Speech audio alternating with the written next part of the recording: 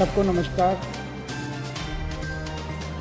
Lockdown 17 तारीख को lockdown में काफ़ी ढील दी गई थी।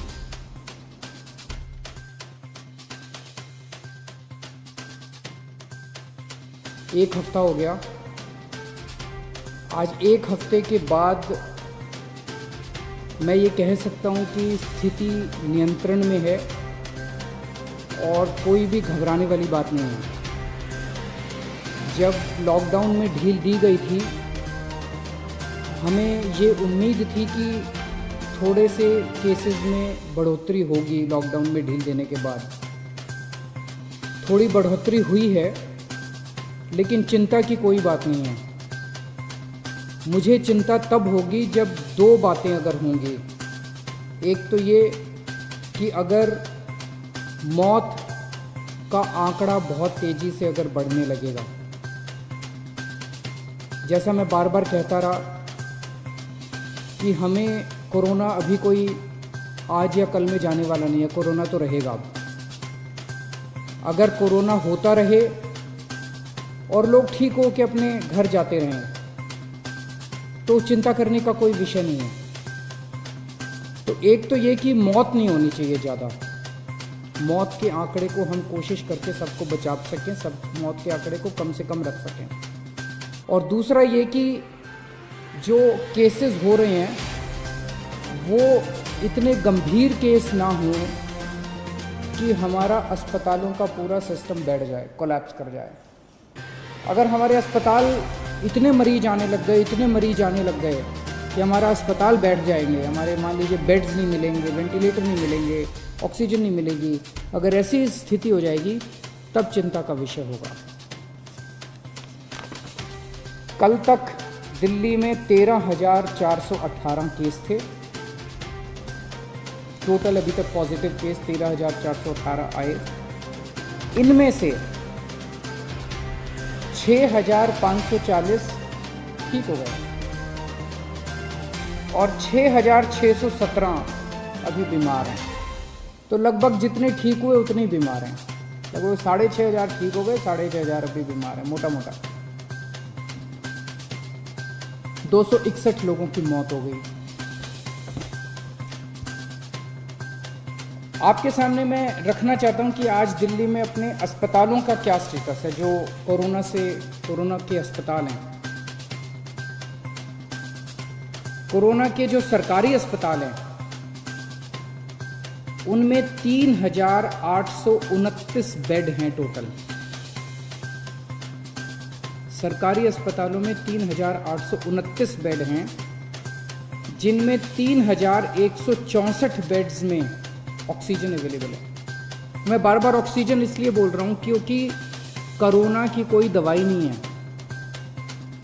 जिस पेशेंट को कोरोना हो जाता है उसको एक तो ऑक्सीजन की कमी हो जाती है और दूसरा उस ऑक्सीजन की कमी की वजह से उसकी सांसें तेज हो जाती हैं, रेस्पिरेशन रेट बढ़ जाता है, तो उसको ऑक्सीजन देनी पड़ती है। ऑक्सीजन सबसे क्रिटिकल है ऐसे पेशेंट के लिए, कोरोना के पेशेंट के लिए।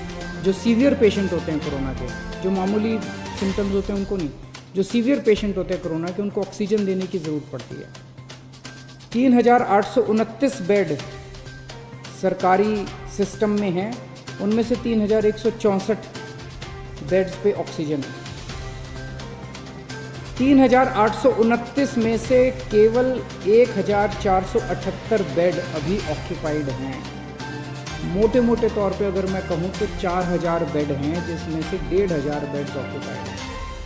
2,500 बेड्स अभी खाली हैं सरकार में। 1,500 बेड्स ऑक्यूपाइड है, 2,500 बेड अभी खाली हैं। सरकार के पास 250 वेंटिलेटर हैं, उनमें से केवल 11 वेंटिलेटर अभी यूज़ हो रहे हैं। लगभग 240 वेंटिलेटर खाली हैं, तो भी घबराने की कोई बात नहीं है। प्राइवेट में 677 टोटल बेड हैं, उनमें से 509 भर चुके हैं। कई लोग प्राइवेट में अपना इलाज कराना पसंद करते हैं, सबकी अपनी अपनी इच्छा है। 677 में से 509 भर चुके हैं, तो केवल 150 पौने 200 बेड्स बचे हैं प्राइवेट में। इसीलिए कल सरकार ने ऑर्डर जारी करके दिल्ली के 117 प्राइवेट अस्पतालों में ऑर्डर जारी कर दिए कि 20% उनको अपने बेड कोरोना के लिए रखने पड़ेंगे। तो इससे प्राइवेट सेक्टर के अंदर जो प्राइवेट अस्पताल है उनके अंदर लगभग 2000 नए बेड्स आज से अवेलेबल हो गए हैं। अभी तक 677 बेड थे, अब 2000 एक्स्ट्रा बेड प्राइवेट सेक्टर में अवेलेबल है। तो प्राइवेट में अगर कोई अपना इलाज कराना चाहता है, ज़रूरी नहीं है जैसा मैंने कहा कि सरकार में 2500 बेड खाली हैं, लेकिन अगर फिर भी कोई अपना प्राइवेट में इलाज कराना चाहता है तो आज से 2000 और बेड प्राइवेट सेक्टर के अंदर अवेलेबल हो जाएंगे।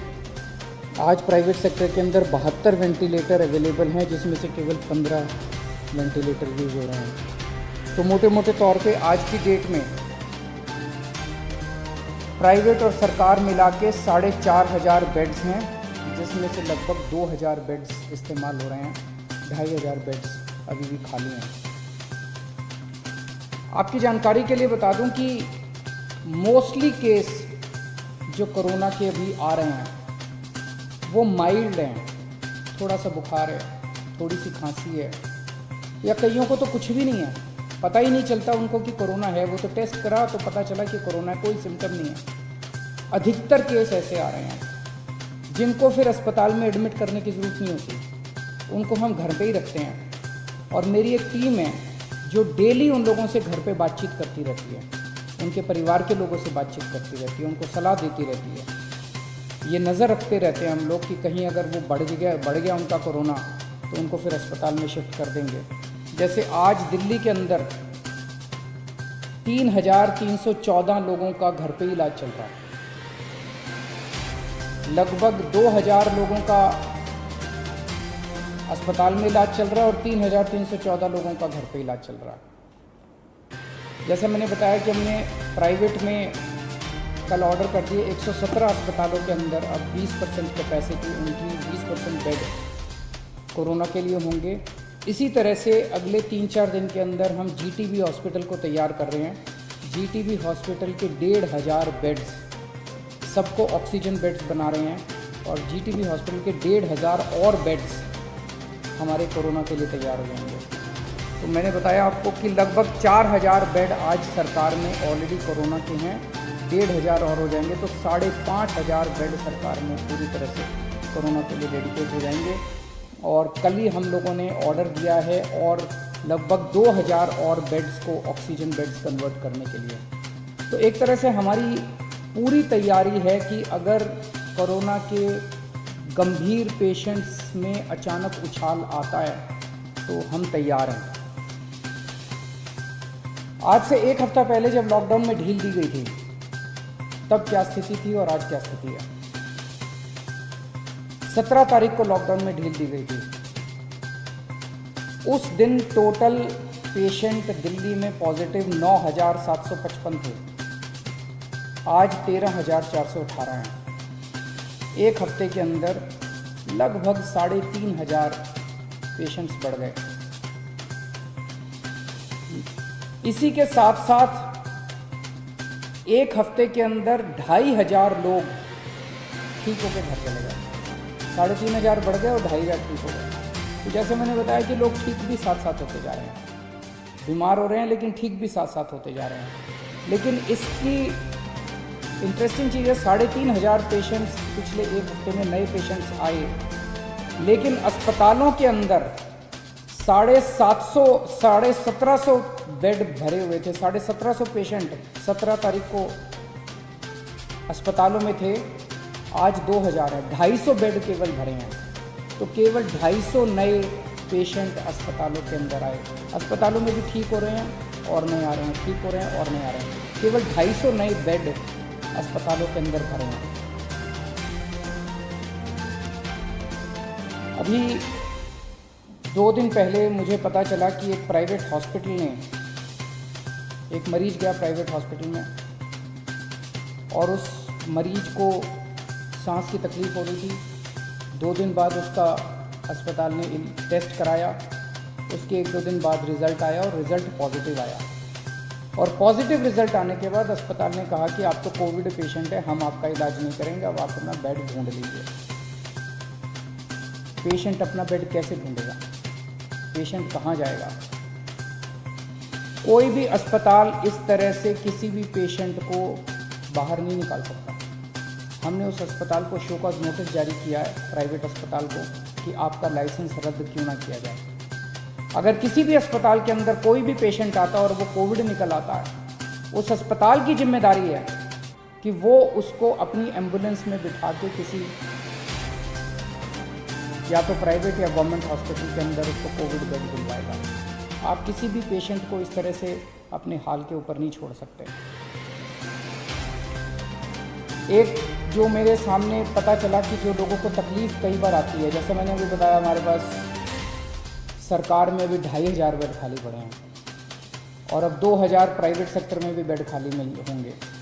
4500 बेड खाली हैं, लेकिन लोगों को पता नहीं चलता किस अस्पताल में बेड खाली हैं, लोगों को पता नहीं चलता कहाँ जाएं। तो इसके लिए अब हम एक सिस्टम बना रहे हैं, 2-3 दिन के अंदर सिस्टम आपके सामने लाएंगे, जिसमें अगर कोई भी कोविड का सीरियस पेशेंट है और उसको बेड चाहिए, उसको एडमिशन चाहिए, उसको तुरंत पता चल जाएगा कि मुझे कहाँ जाने की ज़रूरत है। इसका पूरा सिस्टम बना रहे हैं और 2-3 दिन के अंदर ये पूरा सिस्टम बना के मैं आपके सामने आऊँगा। फ़िलहाल जैसे मैंने बताया कि दिल्ली के अंदर स्थिति नियंत्रण में है, केसेस थोड़े बढ़ रहे हैं, मैं मानता हूँ केसेस थोड़े बढ़ रहे हैं, लेकिन जितने केसेस बढ़ रहे हैं मोस्टली माइल्ड सिम्टम वाले हैं, एसिम्टोमेटिक हैं, उनका घर में इलाज चल रहा है, उनकी भी हम देखभाल कर रहे हैं और जो पेशेंट्स हॉस्पिटल में आ रहे हैं उनका भी हम पूरा ख्याल रख रहे हैं। बहुत बहुत शुक्रिया।